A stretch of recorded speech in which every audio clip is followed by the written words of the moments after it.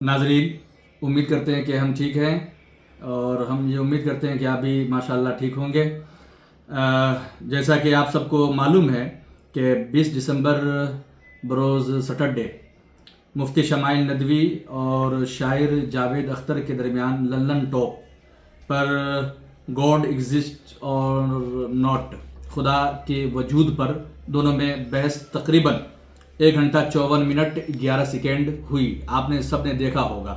नहीं देखा है तो मेरे चैनल के नीचे लिंक मौजूद है, आप वहाँ ओके करके देख सकते हैं। कुछ बातें हैं मुफ्ती शमाइल साहब से आप हजरात को करनी है कि मुफ्ती शमाइल साहब ने जो इनसे बहस मुबासा की है वो आप कुछ इस तरह समझ सकते हैं कि वजूद बारी ताला पर बहस का नतीजा मुकम्मल डिबेट सुनने वाले जिन्होंने सुना है वो भी ये मुकम्मल तौर पर नहीं कह सकते कि ये जीता या ये हारा या ये हारा या ये जीता। ऐसा इन दोनों में से किसी पर भी डिसाइड करना पॉसिबल नहीं है।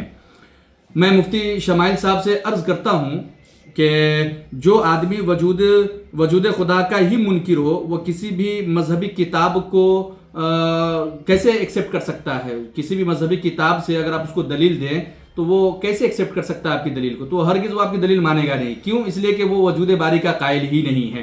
तो इसके बारे में मेरा जहाँ तक ख्याल है कि इस बारे में बात करना कोई फ़ायदा नहीं है। ये अलग बात है कि आप वीडियो को कट करके आप अपने चैनल पर, यूट्यूब पर, इंस्टाग्राम पर, फेसबुक पर और दूसरे चैनलों पर आप अपलोड करते हैं। अपलोड करके आप अपनी वाहवाही करा रहे हैं, मगर मेरी नज़र में ये भी ठीक नहीं है।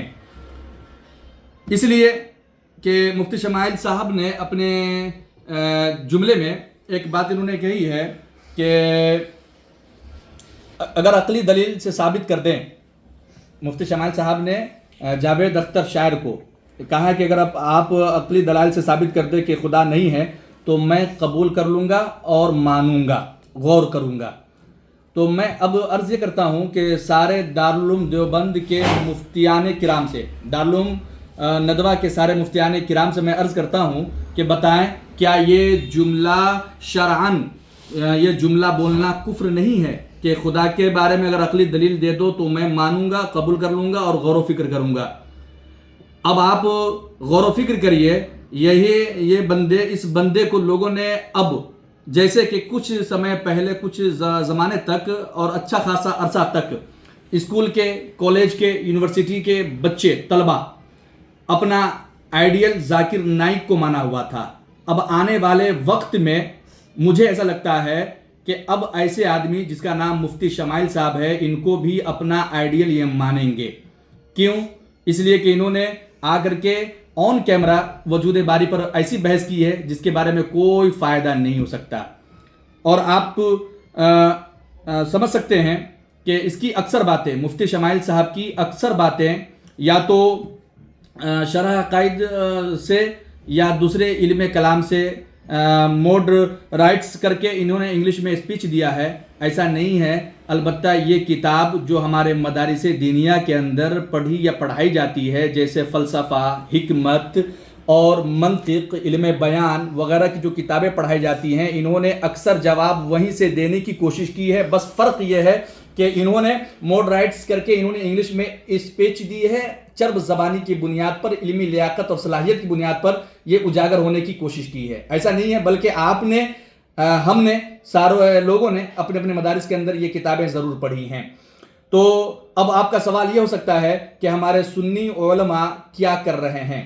तो मेरा जवाब यही है कि हमारे सुन्नी उलमा में भी ऐसे काफ़ी ऐसे लोग बैठे हैं। मिसाल के तौर पर शेख मोहम्मद असरार रशीदी साहब भी मसलके आला हज़रत के जय्यद आलिम दीन हैं। आप इनका लिंक यहाँ दे दूंगा, आप इनको भी सुनिएगा। ये भी माशाल्लाह बहुत बेहतर है, सुनना हो तो इनको सुने। एक साहब का कमेंट्स आया है कि वो ये कह रहे थे कि कौन जीता कौन हारा हमें इससे फ़र्क नहीं पड़ता। हाँ, इतना ज़रूर है कि अपने बच्चे को मुफ्ती शमाइल जैसा आलिम दीन बनाने की कोशिश करूँगा। अल्लाह अकबर। ज़रा सोचिए, हमारे उलमा ज़्यादातर ایک شاعر ہیں محمد علی صاحب، انہوں نے ایک شعر پڑھا ہے،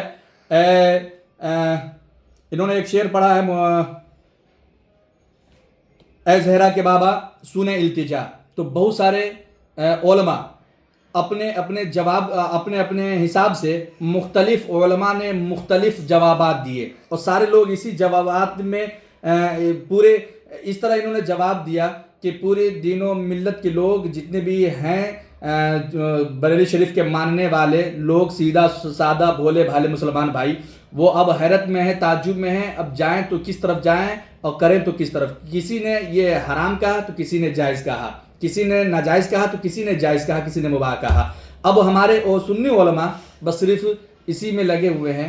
انہیں اگر وہ چاہ بھی لیں کہ ان سب کام کو آ کر کے وہ فیلڈ ورک کریں، سوشل ورک پر آ کر کریں، تو ان کو کرنا چاہیے، مگر افسوس یہ ہے کہ ہمارے یہاں نہ تحریک مضبوط ہے اور نہ ہمارے اندر جو تنظیمیں ہیں وہ تنظیم اپنی جگہ پر مضبوط ہے۔ مگر ہاں اتنا آپ یاد رکھیے گا کہ مسلک اعلیٰ حضرت کے جتنے بھی شیدائی لوگ ہیں جہاں بھی دنیا کی جس خطے میں ہیں، آپ اس چیز کو یاد رکھیے گا، ہمارے علماء ہمیشہ مناظرہ کرنے کے لیے بھی تیار ہوتے ہیں، اور مناظرہ تو دور کی بات ہے، اگر وقت آ جائے تو مباہلہ کرنے کے لیے بھی تیار ہیں۔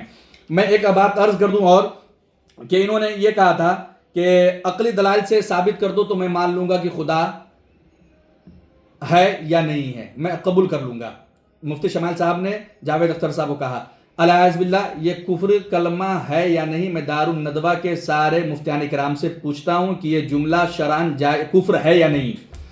اب آپ دیکھیں علامہ امام فخر الدین رازی سے جب آپ وقت نزا میں تھے، شیطان سے آپ کا بحث مباحثہ ہو رہا تھا، اس وقت آپ نے تقریباً 360 دلائل ایسے دیے کہ جس میں ہر دلائل سے یہ ثابت ہو رہے تھے کہ اللہ ہے، موجود ہیں، اللہ کی ذات ہے اور موجود بھی ہے، مگر شیطان نے ساری دلیلوں کو توڑتا گیا۔ روحانی کیفیت روحانی میں حضرت آپ کے پیر و مرشد نجم الدین کبریٰ تشریف لائے، اور آپ نے فرمایا میرے مرید بول دو، انہیں بتا دو، انہیں کہہ دو کہ میں بنا دلیل کے خدا کو ایک مانتا ہوں۔ اب یہ مفتی شمائل صاحب نے ایسے کیسے کہہ دیا؟ انہوں نے یہ کیوں کہہ دیا کہ اگر آپ عقلی دلیل سے ثابت کر دو تو میں خدا کو مان لوں گا؟ اس کا مطلب کیا ہے بھائی؟ یہ جملہ شرعاً جائز نہیں ہے بلکہ کفر ہے، اور ایسے انسان کو اپنا آئیڈیل بنانا میری نظر میں یہ جائز بھی نہیں ہے، درست بھی نہیں ہے۔ ایسے لوگوں سے اللہ کی پناہ۔ انشاءاللہ پھر اگلے حصے میں اور بھی باتیں ہوں گی۔ مزید جانکاری کے لیے آپ ہمارے یوٹیوب کو سبسکرائب کریے، لائک کریے، شیئر کریے۔ Thank you.